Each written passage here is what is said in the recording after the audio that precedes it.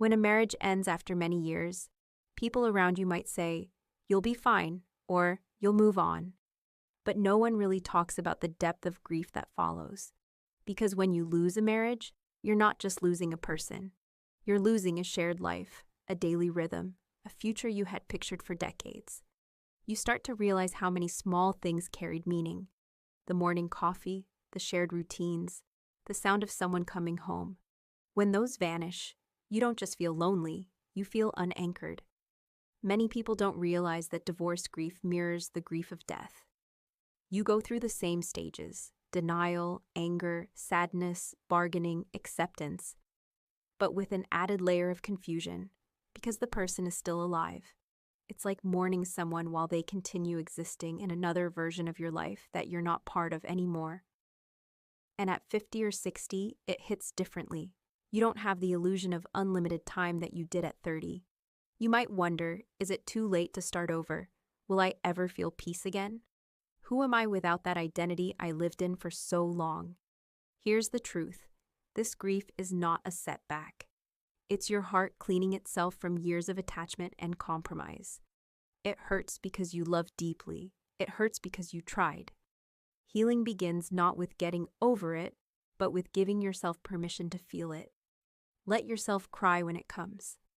Tears are your body's way of releasing emotional toxins. Don't be ashamed of them. They're proof you're processing. Create gentle rituals that help you feel safe again.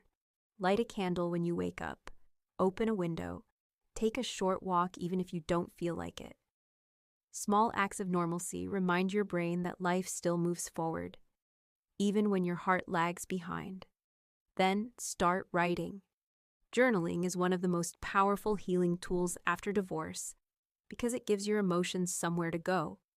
You can write letters you'll never send, list things you miss, and later, things you're learning about yourself. You don't have to show it to anyone. It's not about being positive, it's about being honest. When you write, you move the pain from your body to the page. And that's where healing begins. Over time, the shape of your grief will change.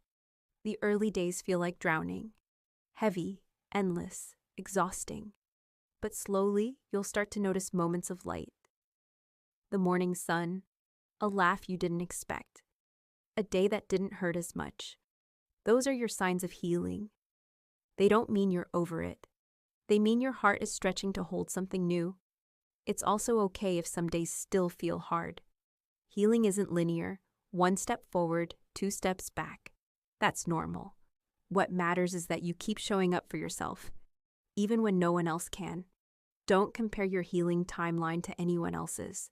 Some people remarry quickly, others stay single for years. There's no prize for moving on fast. The real victory is learning to live peacefully in your own company.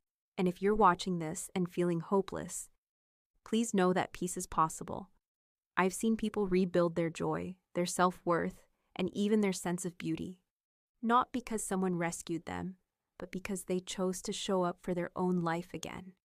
You are not broken. You're rebuilding.